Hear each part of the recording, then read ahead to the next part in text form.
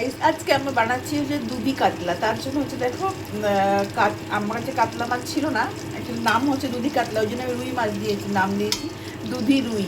দেখো রুই মাছগুলো আমি হালকা করে ভেজে নেব। ভাজতে দিয়ে দেওয়া হয়েছে, হালকা হলুদ দিয়ে ভাজতে দেওয়া হয়েছে।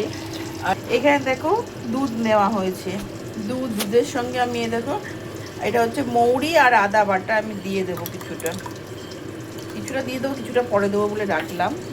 আমি এর মধ্যে হচ্ছে একটু হলুদ গুঁড়ো দিয়ে দেব, আর দেব এটা মশলা হচ্ছে শুধু এটা ছাড়া আর কিছু না। আর দেবো সর্ষের তেল,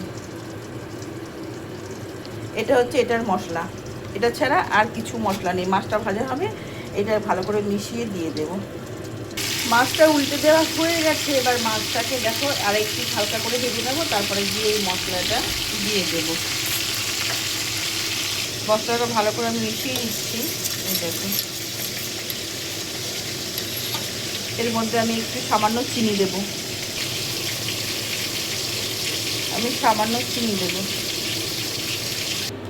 মাছগুলো দেখো আমি ভেজে তুলে নিয়েছি। এবার আমি এই তেলেতেই আমি এই ফোড়নটা দেব। এই দেখো মৌরি আর শুকনো লঙ্কা আর তেজপাতা, এটা হচ্ছে ফোড়নে, এটা লাগবে। গ্যাসটা বন্ধ করে দিয়েছি মাছ তুলতে গিয়ে।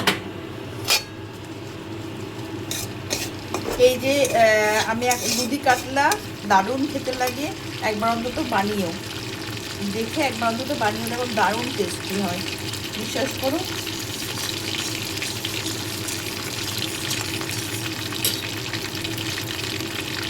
এটা ভালো করে এটা মশলা ইয়েটা মানে ফোড়ন সবসময়তেই ভালো করে পাকাতে হয়, পাকালে গন্ধ ছাড়বে, তারপরে যা কিছু দেওয়ার দেবে, তাহলে টেস্টটা বেশি হয়। ফোড়নটা দেখো হয়ে গেছে, পেকে গেছে। আমি এবার কি করব, এই যে মিশ্রণটা দুধ আদা আর মৌরি বাটা আর হচ্ছে শুকনো কি বলে তেল, সর্ষের তেল আর হলুদ দিয়ে এই মিশ্রণটা আমি দিয়ে দেয় সামান্য একটু, এটা আমি দিয়ে দেব। যে পুরোটা দিয়ে দিলাম। এবার আমি এটাকে ফুটতে দেবো, একবার নেড়ে দিয়ে ফুটতে দেব। ফুটলে আমি মাছগুলো দেবো। দেখো ফুটতে শুরু করে দিয়েছে, এই দেখো ফুটতে শুরু করে দিয়েছে। আমি এবার মাছগুলো একটা একটা করে দিয়ে দেব। মাছগুলো যেহেতু নরমই আছে, এবার মাছগুলো আমি একটা করে দিয়ে দেবো। আর লবণটা আমি সবার লাস্টে দেবো। কি গরম মাছটা, মাছগুলো হাতে করে তুলছে তো খুব গরম, জানো না, হাতটা পুড়েই গেছে।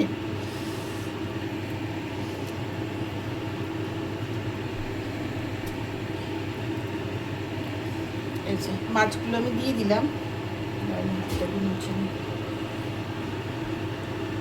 দেখো ফুটছে, আর আমি বলেছিলাম তখন যে আদা রসুনের যে আদা না, মৌরি আর আদা বাটা যেটা ছিল সেটা আমি দিয়ে দেব লাস্টে, যেটা ছিল দিয়ে দিয়েছি। সামান্য একটু আমি জল দেবো, এটাতে মিশিয়ে জলটা দেবো একটু। এবারে আমি এখানে একটু গরম মশলা অ্যাড করে দেব।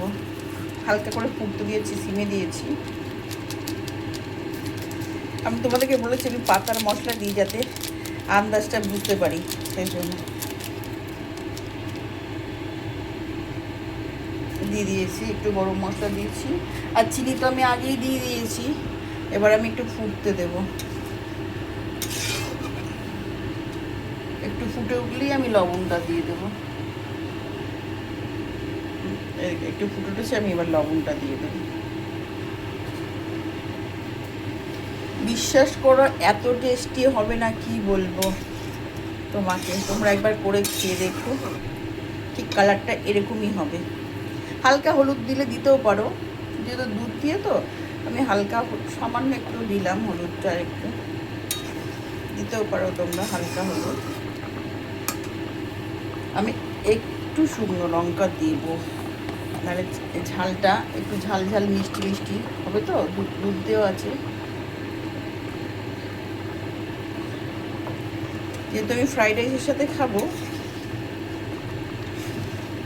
একটু লঙ্কা গুঁড়ো দিলাম। এবার এটাকে আমি 10 মিনিট ফুটতে দেবো। ফোটার পরে আমি এটাকে চলো না, তখন আবার 10 মিনিট ফুটুক, ঢাকা না দিয়ে ফুটবে। আমি এবার দেখো হাফটা হয়ে গেছে, একটু সর্ষের তেল দিয়ে দেবো। এটাই হচ্ছে মেন, সর্ষের তেল, কাঁচা সর্ষের তেল মিডলে দিয়ে দেওয়াটা। এবার আমি একটু জোর ফ্লেমে দেবো, কিছুক্ষণ রাখবো, দিয়ে তারপর কী করছে তারপর বলছি। একটু ফুটতে দিতে হবে যাতে কাঁচা তেলের গন্ধটা না ছাড়ে। দেখো হওয়ার মুখে এসে গেছে, আমি এর মধ্যে 1 চামচ ঘি দিয়ে দেবো। আর এর মধ্যে খোয়া ক্ষীর দিলে এর টেস্টটা বেশি, এর মধ্যে একটু খোয়া ক্ষীর দেওয়ার দরকার ছিল, বাট আমার কাছে খোয়া ক্ষীর ছিল না, আমি ওর জন্য খোয়া ক্ষীরটা দিলেও টেস্ট হবে, না দিলেও টেস্ট হবে, বুঝতে পেরেছো? আর লাস্টে নামানোর আগে যে নামাতে যাবো একটু ধনেপাতা কুচি দিয়ে দিলাম। আমার রান্নার ডান। রান্নাটা কেমন হয়েছে একটু কমেন্ট করে, রান্না করে খেয়ে কমেন্ট করে জানাবে। আর একটা লাইক, একটা শেয়ার, একটা কমেন্ট, একটা সাবস্ক্রাইব করে দিও প্লিজ। চলো রান্নাটা এবার নামাই, তারপর দেখাচ্ছি নামিয়ে। আমার রান্নার ডান। এই রান্নাটা যদি ভালো লেগে থাকে তাহলে তোমরা একবার করে খেয়ে আমাকে কমেন্ট করবে, ঠিক আছে?